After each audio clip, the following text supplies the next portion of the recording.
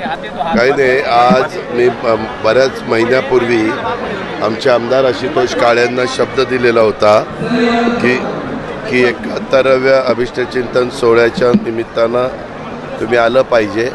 आज मी रत्नागिरीला न जाता इकडे आलो. आता इथनं मी लातूरला चाललो आहे, कारण बीडला कार्यक्रम आहे आणि त्यांना शुभेच्छा देण्याच्याकरता मी आलेलो होतो. बदलापूरची घटना दुर्दैवी आहे, मात्र जे आंदोलन झालं ते विरोधकांचं प्रेरित होतं असंही म्हटलं जातं. का मी तुम्हाला सांगू का, मी तुम्हाला सगळ्या पत्रकार मित्रांनो माहिती आहे, मी यावेळेस ठरवलेलं आहे की आपल्याला जे काही वाटतं त्याबद्दल बोलायचं.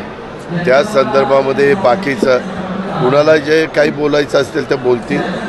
असल्या ह्या नराधमांना अतिशय इतकं कडक शासन दिलं पाहिजे की पुन्हा त्यांना अशा गोष्टी करण्याचं धाडसच होता का म्हणून. एवढं कडक शासन दिलं पाहिजे की पुन्हा असलं काही करण्याच्या स्थितीत ते राहिलेच नाही पाहिजे. म्हणजे कसलं शासन दिलं पाहिजे बघा. तशा पद्धतीचा कायदा आपण विधानसभेत त्यामध्ये आपण जरी केला तर हा कायदा केंद्राने करायचा असतो.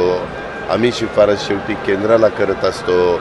मागं तुम्हाला आठवत असेल, आपण शक्ती कायद्याच्याबद्दल बराच मागच्या सरकारमध्ये आम्ही प्रयत्न केला. आमचे काही लोक आम्ही शेजारच्या राज्यामध्ये तो कायदा केला, ते बघायला सांगितलं. जॉईंट सिलेक्ट कमिटी केली. कारण काय होतं, फार म्हणजे तुम्ही मलाही आवडत नाही. काही लोक म्हणतात नाही दादा, मुलींनी उशीर झाल्यावर बाहेर पडू नये, मुलांनी पडावं आणि मुलींनी पडू नये असं कसं. कुणालाही तुम्ही जे मुलांना नियम लावतात त्याच मुलींना नियम लागले पाहिजे. आणि यांनी बाहेर पडायचं नाही का तर त्या मुली आहेत. पण मुलींच्याकडे बघण्याचा दृष्टिकोन हाच आपण सगळ्यांनी बदलला पाहिजे. कारण त्याही समाजातला एक महत्त्वाचा घटक आहे.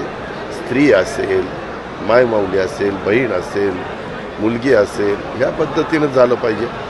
आणि मी आता त्याच्यामध्ये लगेचच तिथले जे CP आहेत त्यांना सांगितलेलं होतं. मला ती बातमी झाल्या कळाली. मी म्हणलं हे अजिबात, म्हणजे 2 दिवसापूर्वीची गोष्ट. डुमरे म्हणून तिथं CP आहेत. म्हणलं डुमरे याच्यामध्ये कुणाचाही हस्तक्षेप होता कामा नये आणि इतकी तातडीनं एवढी कडक ॲक्शन घ्या आणि तितकं फास्टॅग वर ते घेऊन आपण या सगळ्या गोष्टी करायच्या. पण काल मुख्यमंत्र्यांनी देवेंद्रजींनी दोघांनी ते जाहीर केलेलं आहे.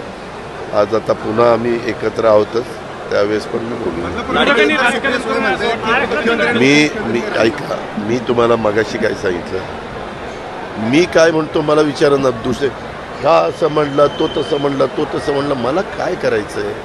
मला माझ्यापुरते प्रश्न विचारा. मी ठरवलेलं आहे. विरोधकांनी काही बोललं तर आपल्याला आपली भूमिका स्पष्ट. आता मी माझी भूमिका अभिष्टचिंतन सोहळ्यात होता तरी तिथं मांडली ना. लाडकी बहीण योजना किंवा इतर योजनेसाठी निवडणुका पुढे ढकलल्या जात आहेत असं विरोधक आरोप करत आहेत. हो का, ह्याला हे दादांत चुकीचं आहे. निवडणूक केव्हा घ्यावी. मागच्या वेळेस 5 वर्षापूर्वी नवीन सरकार अस्तित्वात आलं, त्याला 5 वर्ष व्हायच्या आत पुढचं सरकार अस्तित्वात आलं पाहिजे असं नियम आहे. असं 5 वर्ष. आता आपलं सरकार त्यावेळेस आलेलं होतं महाराष्ट्रातलं 27 का काहीतरी नोव्हेंबरला, बरोबर ना, 27 का 28 नोव्हेंबरला. तर 27-28 नोव्हेंबरपर्यंत नवीन सरकार आणण्याच्या दृष्टिकोनातनं निवडणूक आयोग ठरवेल, तो त्यांचा अधिकार आहे. त्यांना स्वायत्तता दे, आम्हाला काही बोलायचा पण अधिकार नाही. आधी महिला आणि मुलींना सुरक्षित करा, त्यानंतर लाडकी बहीण म्हणा असं उद्धव ठाकरेंनी म्हटलं. आता सगळ्यांना वेगवेगळ्या प्रकारच्या सूचना करता येतात, वेगवेगळ्या पद्धतीनं काही मागणी करता येते.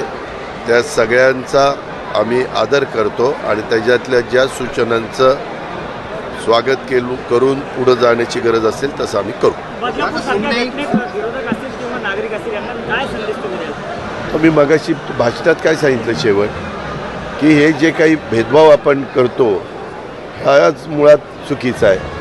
त्यामध्ये प्रत्येकाला व्यवस्थितपणे ह्याच्यात एक केलं पाहिजे. कायदा इतका कडक केला पाहिजे, पुन्हा मी सांगतो, इतका कडक कायदा केला पाहिजे की ज्या नराधमांनी ज्या व्यक्तीनं केलेलं आहे त्या व्यक्तीला पुन्हा तसं करण्याच्या करता दारच नाही परत करताच आलं नाही पाहिजे, अशा गोष्टी केल्या पाहिजे.